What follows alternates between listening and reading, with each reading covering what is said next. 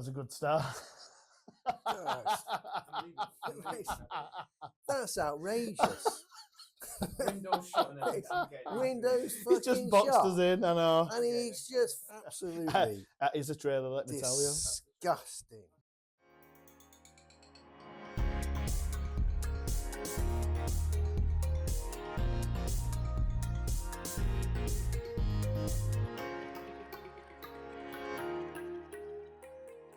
Hi, welcome back to the second episode of the Unnamed Podcast. Yes, it's still unnamed. We've had a few ideas come through from people, but we're still undecided. So we'll stick with the Unnamed Podcast for now. We hope you enjoyed the first one for the people who listened. Today's episode, episode 2, is all about Tim. So Tim Roberts is our special guest today. So back from the first episode, it was Phil, our managing director. We had a good conversation with Phil and an insight into himself, how he operates and where he came from, what he did. So today is a very similar episode, but it's with Tim Roberts. Good morning, Tim. Good morning, James. How are you? I'm good. How are you? I'm good. How are your steps? I'm smashing the steps, Good. as you know. Yes, it's good to We know. are leading the way. We are leading the way. We might be called cheats, but we're definitely not cheating. We No. are stepping. No, innovative, that's what we are. I actually got up off the couch last night and got on the treadmill. Again. Because I hadn't done enough steps. Yeah, didn't burn my feet this time. I put my shoes on. Oh, good lad. So today, Tim, we're just going to have a little chat about yourself, about Okay. you. So we'll start off. We want to learn about you. So introduce yourself Sure. and give us a little bit of your personal background, Tim. Sure. Born in Bournemouth many years ago, and moved up north in 1991. Worked for BT. So from a work point of view, sort of then my career spanned when I left then in 2003, where I then set up my own business. From a personal point of view, met Helen in 93, married in 95, got 2 beautiful girls. Sophie's 25, Amy 22.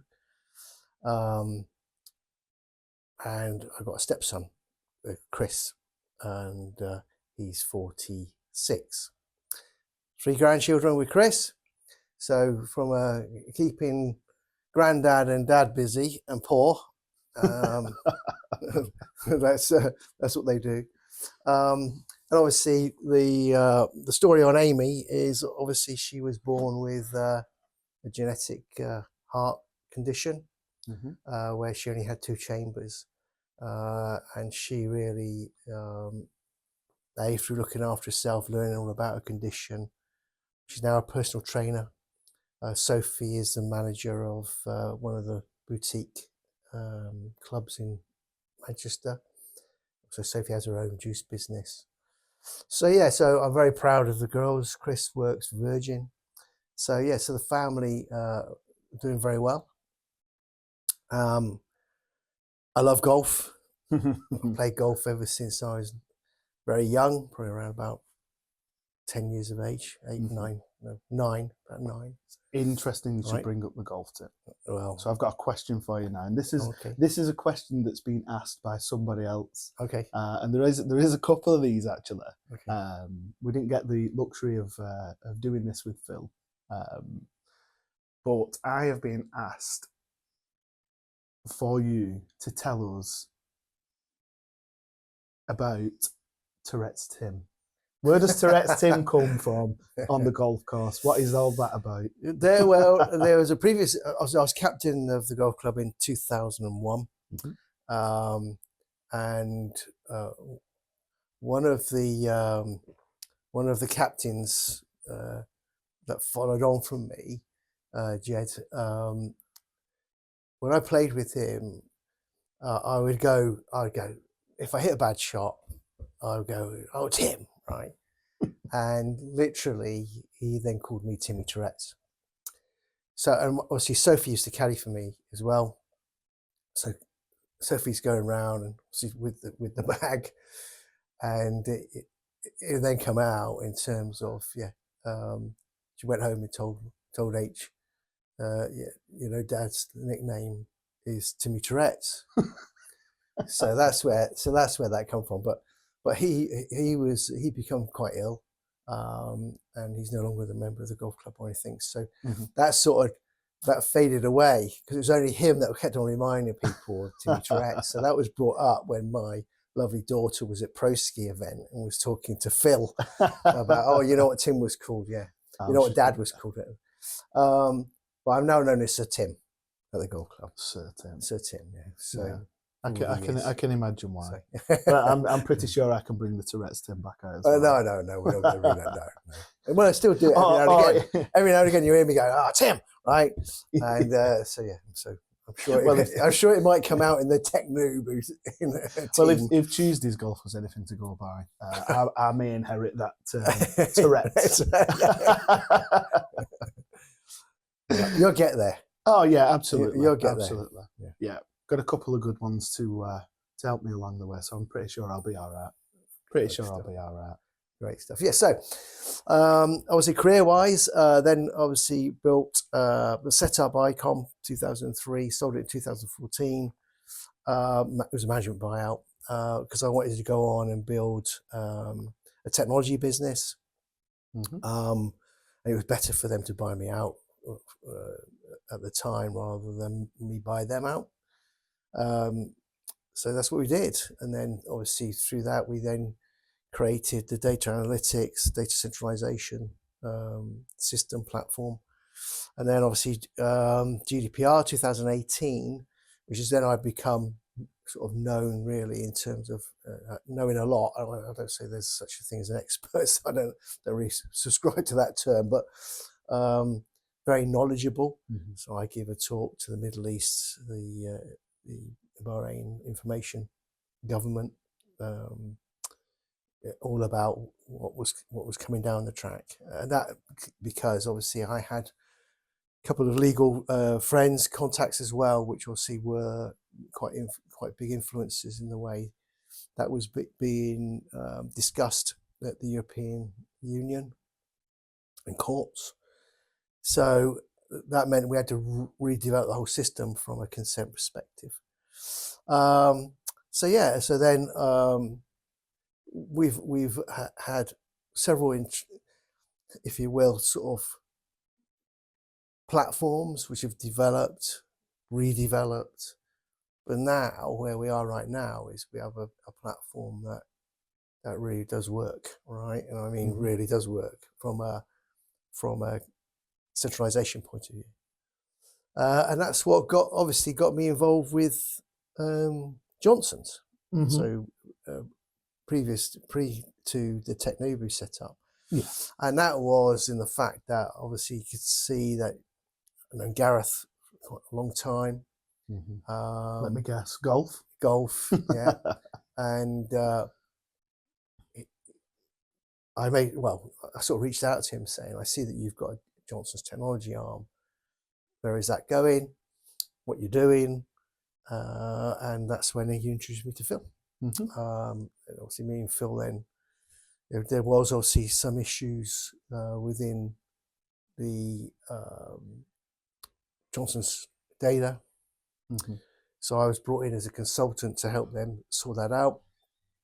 And then look at the CRM capability and how the systems could all knit and everything else. Well, I remember when you first came in. It was October. Yeah, it was sort of a case of obviously for a lot of people in and around the business, and back then business improvement. Obviously, I was out and about quite a bit, so I was in the office, out the office, in the office, and it was a case of coming. I was like, "Who's this guy? Who's this guy here? He's just sat here. He's got 3 laptops on the table. He's got his Surface. He's got his 2 laptops and his digital notebook. What is he up to? What is he doing?" And nobody really knew. Obviously, the people that needed to know knew what you were doing, and how key and important all of that was. But yeah, it was like, oh, who is this guy? but obviously that's what you were doing. It was all part of the GDPR. Well, it was all part of that. Becoming compliant It was also understanding the Johnsons' business as well, because obviously chairman, vice chairman of Johnson's, they had their plan in terms of what they wanted to do, and obviously I'd had meetings with them to discuss that, and how obviously the centralization of the data and then the actual brands being split up to their own businesses, and how was that going to work, and that's what got us then in obviously business improvement were doing everything right. Everything. I mean everything, and that's obviously got lots of pressures in it as well. And obviously Phil, I always say this: Phil's a genius, and he's a genius, and the systems that he's built. What was impressive was obviously all the asset systems, the warehouse systems. That's obviously given Johnson's 1871 a massive competitive advantage. Yeah. For a company to go from 6 to 30 mil in 4 years. Big. It's not everything to do with what Phil has done, but No, it certainly was a massive contributor to where that business is going, where the business is going. And that's what impressed me. And working with Phil, I go back to when I had ICOM. When I come out of BT, there was the IT director, will become the IT director, was a very, very bright man, very bright, and was able to give us a competitive advantage. And I see Phil as exactly that, in that what can be developed, and probably he said this himself, we're no different to any other technology business or from that point of view. However, our people make the difference.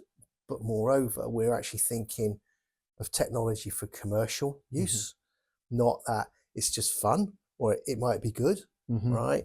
Everything has a commercial value, which is where then the conversations come around. Well, in actual fact, Phil's always wanted to take business improvement out into its own company.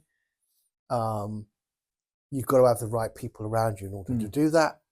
And I think then me and Phil, we had I think this could work. We can work together. We can then form the Teknobu. Obviously, you've got massive backing as well with Gareth and Warren. So everything all made sense for me, because in essence, I'm coming to the end of my career path, if you will, and work. But there's that legacy that you want to leave. So, and I suppose it's a good place to ask another question here. Obviously, I alluded to back on the first episode that I was going to be talking to you this time around, and I alluded to you as the more mature of the team. Yeah, which is fair to say. Yeah, still got a great head of her, looking very well, looking fit, looking healthy. Why carry on now? Do you have to, or is it more of a? Well, that sort of goes back to what drives that. Yeah. What goes back to a personal scenario. I lost my mum very young. She was 49. I was in my late 20s, and my dad was 55 at the time. And within the 18 months of my mum passing, he sold up to everything. It didn't work. And my dad was really bright. I had a phenomenal brain. And I saw, because of his inactivity, he lost his mind.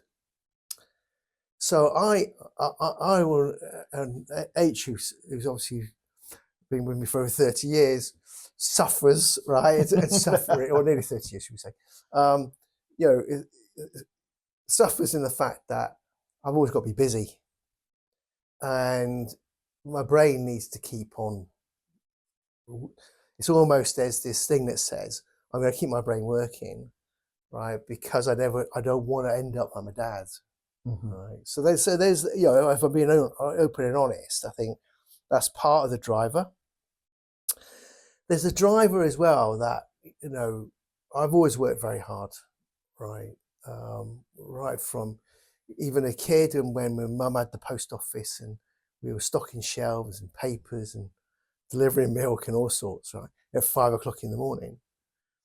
And if you look at my Fitbit that says, 4 hours sleep, 5 hours sleep, it's what I am. It's what makes me.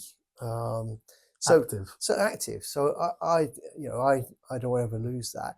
And as well for my girls who work incredibly hard, I think it comes down to they've seen me do that. Mum works incredibly hard.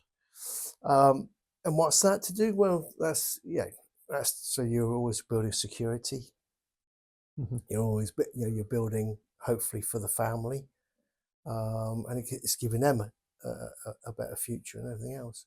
So why? I my journey, I think, as a business person, I was Icon was obviously incredibly successful. So that was fantastic. If we look at some other businesses that I was involved with, which was a big lighting business, gone on to be what now about 40, 50 mil, right? Yeah. So there's I have success. There's also failures, right? And you learn a lot by the failures. You learn a lot. Like we went to the Middle East, and that ended up being a glorified failure, right? And that's mainly down to probably the people that are involved, the government itself. So, but you learn that if you ever did that again, then you would do it through the right, Department of International Trade, or you would go through the right channels. We just went and did it ourselves, and so you're all the time open. So again, it's all about doing things properly. So no, I've not finished my journey. I think that Teknobu and what we can do with Johnson's is absolutely huge. And the next 5 years, which is my plan. I know that Phil might have a little bit longer than that, but in his mind. Yeah. But the next 5 years is to get that to 100 mil, which is what we want to do. Yeah. And that driver of doing that. So and we've got a lot of things to sort. Yeah. All right, but the driver is that I want to be able to say we've taken this from at the moment 30 mil as a Johnson's Teknobu, let's say first year 1 mil to the 100 mil. Yeah. Well, I feel quite privileged. So obviously, myself and Phil were talking last week, and obviously, over the 2 and a bit years that I've been in and around the group and now Teknobu, I had a strong mentorship from Phil. I wouldn't say like a dad figure, we're not dissimilar in age and things, but older brother. Yeah, older brother.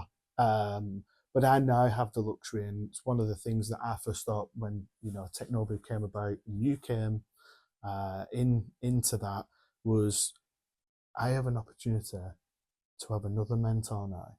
Somebody who's seen a little bit more, done a little bit more, and done it in a different time as well. It's I feel very fortunate for that. I work hard. I like to think I give the perception that I work hard as well. I want to learn all of the time. Again, I alluded back to it in the first episode. My journey's still just begun. At 37 years old, I'm not an old man. No. I'm not a young man. No, it's right. But still very fresh and very eager to learn. And in the short space of time we've had, the first couple of months of Teknobu, I've already learned a lot from you. Thanks. So that's good. Yeah, that's good. Well, I think that's another thing which impressed me about business improvement was the work ethic. like any business has cultural, right? And we're now reshaping those cultural sort of the ways people would behave. Well, the right? workplace isn't the same as it was 10 years ago now, is it? Correct, You know, correct. I remember shirt, tie, shoes. Yeah. And meetings. You go to a meeting. You wouldn't be doing a Teams or Zoom or No, you would be there. You're physically there, going down to London 2 or 3 times a week or whatever. Yeah. But I think in terms of cultural, the way that a business performs, behaves, its success. I believe there is a formula behind that. I do, and how you grow a business. There's formulas, there are processes. There's like rules, absolutely, right? Yeah. Of even go way back, right? I remember when I was at Ashridge and we were doing on the management development and everything else, and they set out the rules type of thing. This is what you do, and it stuck with me. These things. My dad had loads of rules, so yeah, you got from that point of view. I think is one thing. The other, I think as well, is that it's the team understanding what the overall picture looks like. And I remember going back into the successful businesses that I either worked in or we created and sold, was all about, right, from the top to the bottom. And as when you say bottom, well, even the clean, I'm not saying cleaners don't do it, they're very important, right? Mm-hmm. But they knew what rather than go buy the most expensive, right, cleaning equipment, toilet cleaner, and anything, right? It was all about, well, it's not about being cheap either, but it's about, we've got costs, right? So we've got to control our costs. Obviously for the business development and everything else, they've got to understand, well, these are the numbers we've got to hit, right? And as long as you understand the numbers, and everyone understands the numbers, because that's what we're working through at the minute, isn't it? Yeah, right? With the team, yeah. Right. We've got a formula. We've got to formulate those so they make sense. And now, after the first couple of months, where we've got data, we can see where we are. Because I look back from October and to where we are now, and it's huge,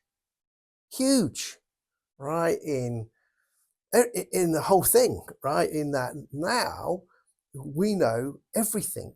And what I mean by that is that all the licenses by the companies, by the individual, by what equipment they have, and obviously from a compliance point of view, it's just you go back in October, none of that was there. Mm-hmm. Right. I suppose it's knowing the pennies as well as the pounds, isn't it? It is. Yeah. You look after pennies, you know what I mean? Yep. So it's these. So I think in terms of we're on the journey. It's fun. You got fun as well. You have fun. Yeah, absolutely. I mean, we're very lucky. We've got the actual business investors, owners, totally agree with the way of networking. They invest a lot in networking. Mm-hmm. Whether that be the prop ski stuff, which is obviously all about skiing, the golf, right, with obviously the GBT. You've got also the 4Golf and other things. So from that point of view, it's like, they are 100% into that. So that's you go to a lot of businesses, we're not spending that, we're not doing that, not doing this. So we are very fortunate that we've got investors, owners that have the same mindset of, to grow, you've got to get out, you've got to meet, and you have to entertain. And, it's not about buying work, it's about spending time with people so they understand. It's understanding what people need as well, isn't it? Yeah, correct. The benefits of that is, of the networking, is you will sometimes find what you need to. Yeah. Because we're always looking still, we're only going to have to grow if we continue doing what we're doing. It will come to a point where we will have to grow, but we will have built a network of people that we can talk to, and whether that's bringing new people in internally or using help from the outside on an interim basis, whichever. It all comes with the networking again, doesn't it? Yeah, it's really good. It's really good. So, Teknobu. Yeah. Obviously, you started off before you came into Johnson's compliance, Mr. Compliant. What is your role at Teknobu? Well, the title is commercial director, but it really is all about commercializing everything that business improvement did before into a commercial output, whether it be through the apps, whether that be through the services, the MSP, right? So it's all about bringing in the commercial contracts, as well as then, so once we're on a firm footing, which we are now, and we always said that it was going to take us 3 or 4 months maybe, but I think we're going to be there by the end of this month, where we've got everything. We know where we are. We know exactly where the Johnson's businesses are, etc. Mm-hmm. So we can now start to look at, okay, now we can take this to market, right? So what is Teknobu, right? Well, Teknobu for me it's a technology business. It can build and support businesses through AI, through systems that's going to obviously help and support, make them more efficient, save them time, as well as then looking at growth strategies, as well as then looking at, take Apex Lite. Apex Lite is obviously one of the new apps which is going out. Well, that's going to help anyone that's moving or taking furniture or whatever it might be, boxes, mm-hmm. right, from one place to another, right, or they're coming in and they're having to, rather than having to make a big list, they can just take pictures, right? Well, that's got to save hours. Yeah, right? Absolutely. So my role is to look at all the things that we can then build a commercial offering around, and as well keeping control of what we're spending, right? And at the same time reducing our costs. There was a hell of a lot of costs. There's a hell of a lot of costs, mm-hmm. which is a business goes from 4 to 3 mil. In that there is things that could have been done better, of course. You've got kit that you don't need anymore, kit you're not even using anymore. That needs to be decommissioned, mm-hmm. You know what I mean? And a reduction in terms of, and building for the business the infrastructure that allows it to grow and allows it to then build on top of that, mm-hmm. for the next 70 mil, for example. Mm-hmm. So my role is to formulate all that, keep a hold of the P&L, and grow. Yeah, and that's what.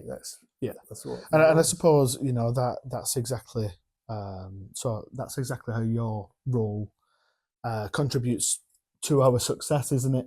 Yeah, growth. Yeah, growth. It's key, isn't it? Growth is right, key. Yeah. And so, how do you feel about the people you work with? Obviously, when you first started, there was 4 of us. There was myself, there was Phil, Leanne, and Andrew. Yeah. We've got 9 now, including yourself. Yeah. What were your initial? And it would grow more. Thoughts? Yeah. Obviously, you've helped bring some of those people in now. Yeah. But before that, obviously, there's you talked about the culture before and the way people work here. What were your thoughts on the people? Is that what helped drive? Yeah, it was your decision. The work as well? ethic. I think work ethic. I think the potential as well. Within the starting team, shall we say, the founding team, and what the opportunities were, right? So, listen, the team, like you just said, right? you had mentorship as well from Phil, and obviously Phil has mentored Andy and Leanne, right? And they're grown as people. Well, now, I am helping, supporting, right, in their development, your development, and bringing about, as you say, quite experience, right, of great successes, failures. Don't do that, done that before. It's not to say that you can't do something again if it didn't work before, if it's done in a different way, right? But keep on doing the same old thing, you're going to get the same old result, right? So for me, so the team, the founding team was very strong. But then we know we can build on that, right? Obviously, there's been people which have come and gone in that team. Because they weren't right? So, and that's another thing, right? Sometimes you have to make very painful. At the start, it's a painful decision. Whenever you are either removing someone or changing their role, there's big decisions that goes behind that. But if they're not right for the team, then you can't carry them, right? So the starting point was what's the founding team. Phil had to make some big decisions on certain others, and it was right. They couldn't be part of the team for where we were going. That's not easy. No, right? And that's what apart from his geniusness and what he can do. He was willing, because it's a test. He was willing to make that tough decision, right? So that proved to me that he can, right? There's a lot of business leaders that can't and won't, and they until it's too late, until it's gone too far, and then you end up with issues in courts and everything else, right? So being able to look at the problem, solve the problem, discuss it, and then implement is key. And Phil showed me that in spades in terms of what he was willing to do to get where he needed to be. That was one thing. And then the rest of the team is like you said, very good work ethic and want to learn and want to do well, right? And that's another thing, right? Employing people that want to do well and want to be successful and want to work hard and want to learn and evolve was another part of the reason for why I come to Teknobu, or why we formed Teknobu. Yeah, good, interesting. Yeah. For everybody listening out there, Tim is a very interesting man. Like I said before, it's only been a few months, hasn't it? It's a short while. I feel like I've known Tim for an exceptional amount of time. And that's not a negative, that's only a positive. I think we've got a really good relationship. Your choice in sports teams is questionable. And obviously, yours and Andrew's conversations on that are incredible. You're a Tottenham fan. Yeah. He's a Wigan Athletic fan. So I don't know who's pulling the punches there. Really, I feel for him too. Right. But it's great. It is really good seeing United suffer, and may that continue.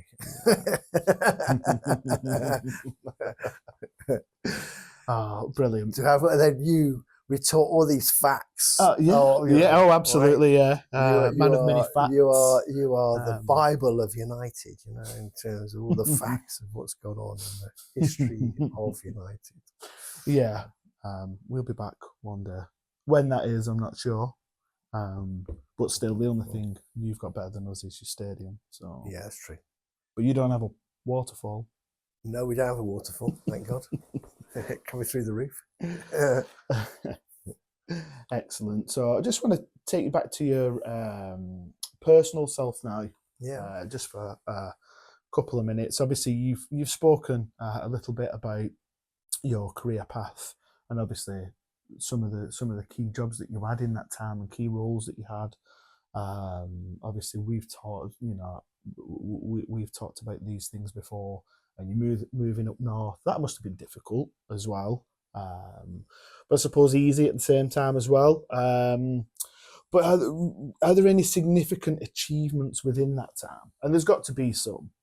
Knowing you now, as I do know you, there must be, some things that you're very proud of, and achievements within a work capacity.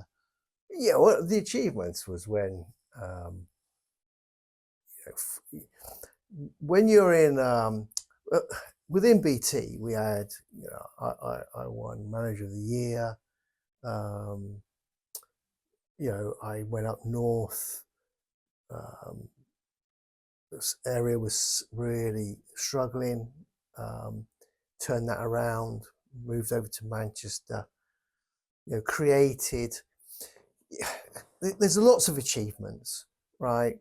But they're all part of your path of learning. And I work for. Listen, in large businesses like BT, I work for some really, really phenomenal managers. I had some phenomenal mentors, but I also worked for some absolutely awful people, right? And that's all part of learning, right? In the fact of, and you go, I have no idea how that person's got to that position because they are clueless. But they've got there because they've been very political or said the right thing at the right time or whatever. I've also worked for some incredible people, which taught me a lot, huge amounts. So it's all about, again, it's what you get out. I look back on that because I can imagine, no names of petrol. There was one particular boss I had, and he probably thought I was an absolute nightmare. And maybe I could have done things differently. I could have probably tried to extract what he was really good at. I couldn't see what he was really good at, right? So I look back on those times as well because you learn in that environment where, you don't have. It's not when you are leading your own business, but you have that. It's you, right? So maybe. Because my brother had his own business from when he left school. My mother and father had their own businesses. So I was the odd one. I went into corporate life, right? So I was quite, and I was a maverick in there as well. People that, if you ever met any of the people that worked for me before, I was, the people at the top, they loved me. There's certain people the side of me actually hated me, right? And that's, listen, it's what you create, right? But you learn. I find that difficult to believe that there's people out there. Oh, no, there are. Yeah. It's, But Amy changed me. Amy coming into the world in 2001, which had no chance of survival and everything else, suddenly makes you realise, actually, there's more to life than just going to work, right? And career, which hence was the whole process of why I left. She was born in 2001. Yep. I formed the company in 2003. So, and that was because I could never have, within my role and shares and everything else, I was never going to have enough money to give what she needed as and when it was required, which is a heart transplant. So, and I couldn't trust, it's not a lot. I think the NHS is phenomenal. What they've done for her is phenomenal.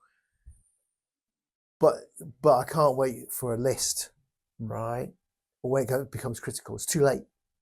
So we wanted to create a trust fund and everything else, which then, if she needs to go to America or wherever, at the time, it still is actually to this day, if you want to go and have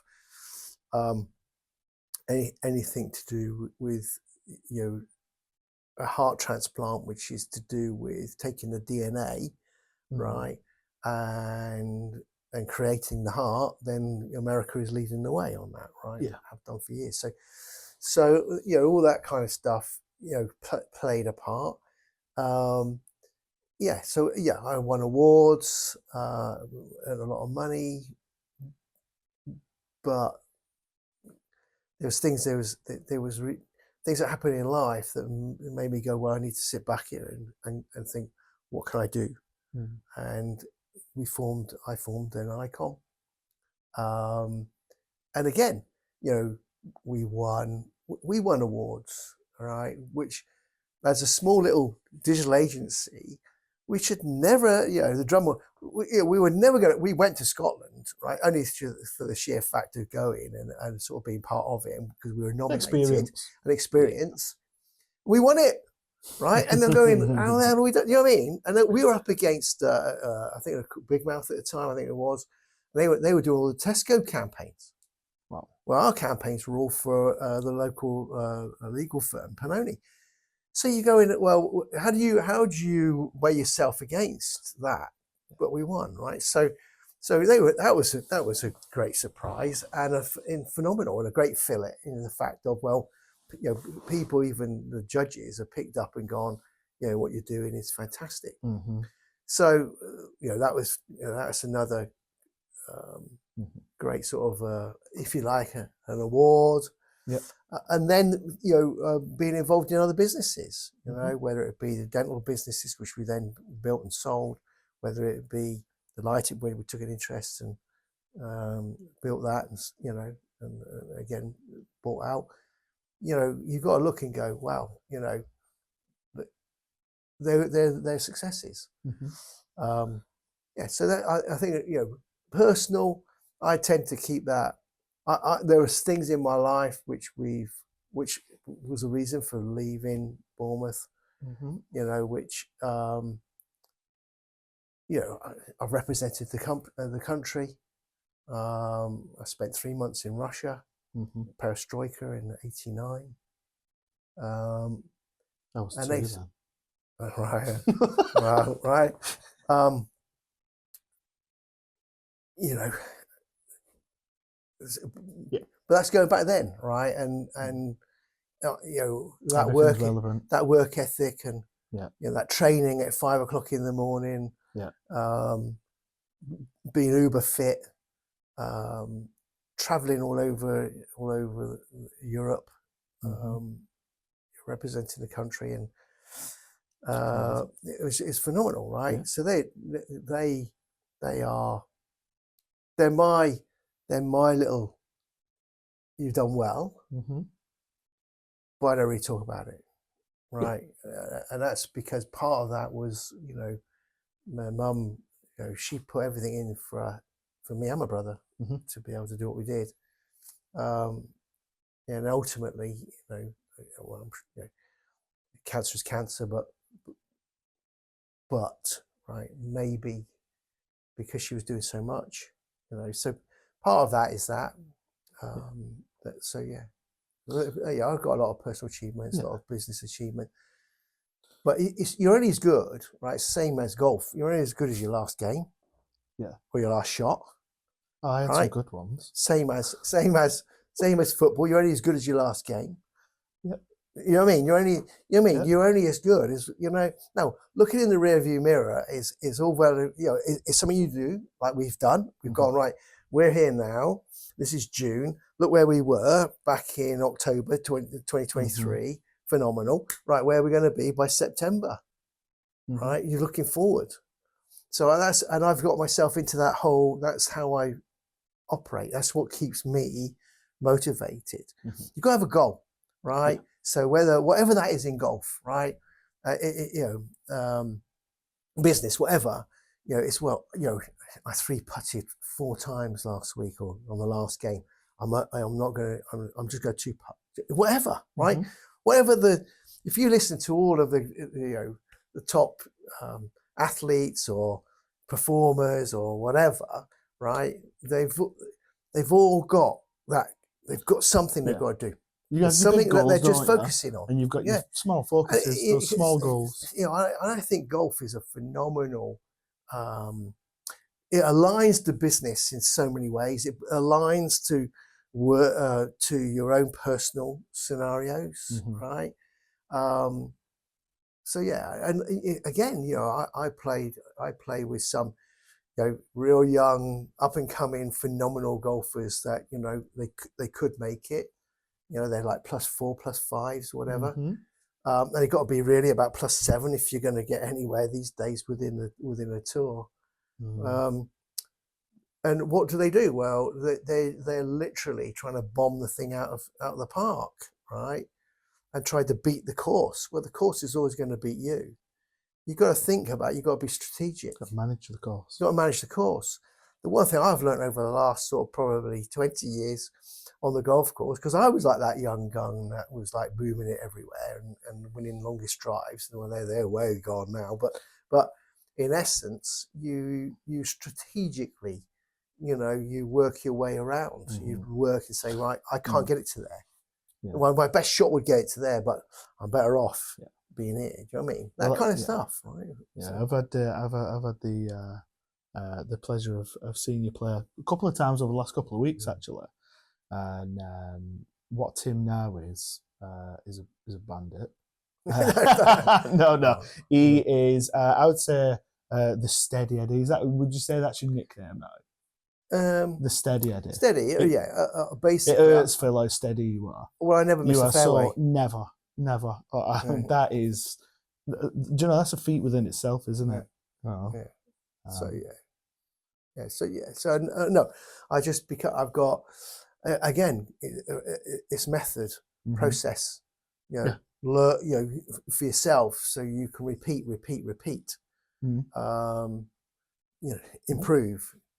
Repeat, you know what I mean? Yeah. But listen, one day you can go out and be phenomenal. As well as I do. Golf is millimeters, right? And one day you're just not feeling it. I played with the club champion 2 weeks ago at the Marriott, and he still shot about 76 or something, but that for him, bearing in mind he's normally around the 66s, 67s. It was a disaster for him, right? It was just timing. He just didn't feel it. It's a front down for me, that. Right? He just didn't feel it, right? And we were just talking about that. The day before, he played in a comp, one of these opens, and shot like 66 or something. All right, he's off like +2, plus whatever. So. But it's all transferable to work like that, isn't it? That management and one day you'll focus. wake up. Yes, yeah. Well, and it's then go back to basics. Now but here's the difference, right? He walks off. I go off and get a pint. He goes straight to the range. Right? Mm-hmm. Now, he's about 30 years younger than me, but in essence, right? That show the end of the day. That's what he's now gone. He's gone back to work on his game because he just couldn't feel it. Mm-hmm. And now that's it. So if you want to do something, right? I was happy with what I shot and everything else. So I went and had a pint with the rest of the group. He went straight to the range, right? And now, obviously, everyone's like saying, "What's wrong with him?" I said, "No, because it matters to him, right? It matters to him." So yeah, it's the same as in business. It matters to me. We get these things right. Absolutely. Absolutely. Well, Tim, I think that sort of wraps us up for today. Thank you so much. Thank you. Thank you, James. Thank you for your honesty. It's something I said to Phil last week. That's what we are. So the journey that we're going on now, and the podcast will follow that journey, and that'll be the goods. That'll be the birdies. But it'll also be the double bogeys and the triple bogeys. Well, the NR. Yeah, or the blobs. The blobs. The blobs, as Tim calls them. So yeah, thank you so much for your time. I hope you've enjoyed being on here. Yeah, it's good. I think we'll have some regular conversations on here. We'll build on it. Yeah, absolutely. So that's brilliant. Thank you for listening. You can follow us on all of our social medias now. So Instagram and Twitter is at Teknobu UK, and LinkedIn, Facebook, and TikTok is just simply Teknobu. Again, thank you for listening, and speak to you soon.